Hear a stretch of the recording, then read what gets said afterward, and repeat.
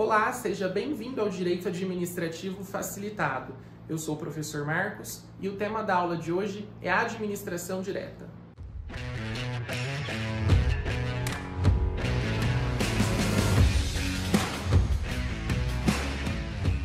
A administração direta pode ser compreendida como a prática da atividade administrativa pelos entes da federação, ou seja, quando a União, os estados, os municípios e o Distrito Federal, por meio de seus próprios agentes e órgãos, ou seja, de sua própria estrutura, praticam a denominada atividade administrativa, que, como nós já vimos em aulas anteriores, consiste, por exemplo, na prestação de serviços públicos, no fomento, no exercício da polícia administrativa, inclusive na intervenção no domínio econômico. Por essa razão, e como forma de memorização dessas entidades, eu sugiro que você se recorde da palavra MUD, que indica a inicial de cada um dos entes da federação que formam essa estrutura denominada administração direta.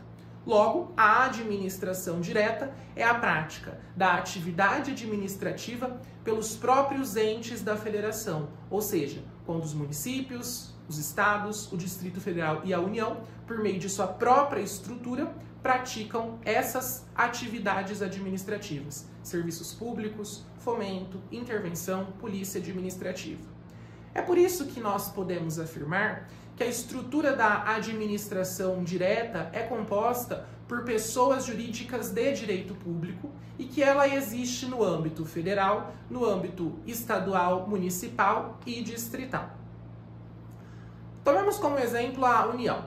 A União é uma pessoa jurídica que reúne diversas atribuições, diversas competências. Ela possui para isso um órgão de cúpula, chamado órgão Presidência da República. Este órgão, Presidência da República, concentra todas as atividades administrativas que foram atribuídas a essa pessoa jurídica denominada União. Por exemplo, atividades relacionadas à saúde, educação, meio ambiente, cultura, justiça.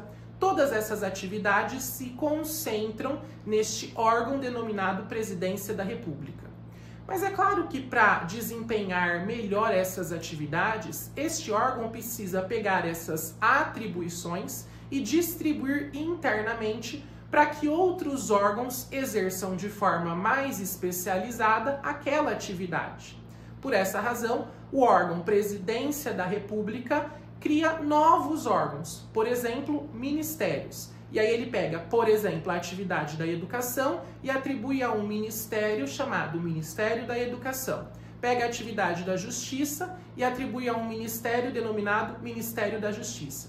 Percebam, portanto, que ocorreu uma desconcentração. Por quê? Aquela atividade que estava concentrada na figura do órgão Presidência da República foi transferida para outro órgão dentro dessa mesma pessoa. Ocorreu, portanto, o fenômeno de desconcentração, uma especialização para o exercício de uma determinada atividade administrativa. Mas convenhamos que ainda assim, a atividade administrativa e educação é muito ampla.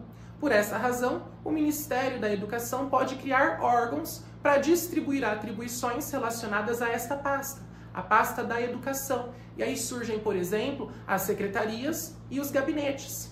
Da mesma forma, o Ministério da Justiça pode criar seus próprios gabinetes e suas próprias secretarias para atribuição de atividades relacionadas à justiça. E, consequentemente, secretarias e gabinetes podem ir se subdividindo internamente para a transferência de competências. Mas notem que, mesmo ocorrendo essa transferência de competências, a atividade, em última análise, continua sendo prestada pela pessoa jurídica denominada União.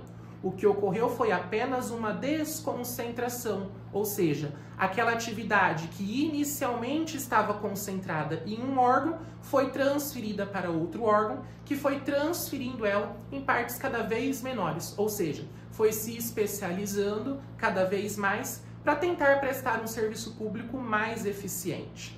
Dessa forma, nós podemos afirmar que as características da administração direta são desconcentração e hierarquia. ou seja, distribuição interna de competências entre os órgãos e uma relação de subordinação entre o órgão criador e o órgão que foi criado. Vamos pegar um exemplo prático para ilustrar essa situação.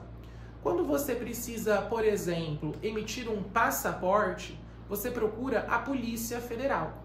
Mas a Polícia Federal é um órgão dentro da pessoa União, ou seja, a Polícia Federal é parte de um todo. Por essa razão, quando você solicita a emissão de um passaporte para a Polícia Federal, quem está, no final, prestando essa atividade administrativa é a própria pessoa jurídica denominada União. É claro que por meio do seu órgão, mas ela própria, a pessoa União, é que está diretamente prestando aquela atividade administrativa. Por isso, a administração direta. Um outro exemplo é quando você precisa utilizar o Sistema Único de Saúde e procura um hospital público federal. Este hospital público federal é um órgão dentro de uma pessoa jurídica denominada União. Dessa forma, quando o órgão está atuando, em última análise, quem está prestando aquele serviço é a pessoa jurídica denominada União. Daí o nome Administração Pública Direta, quando os entes da federação diretamente exercem a denominada atividade administrativa. Eu espero que você tenha gostado do conteúdo. Não se esqueça de curtir, comentar e compartilhar, e nós nos vemos na próxima aula. Até lá!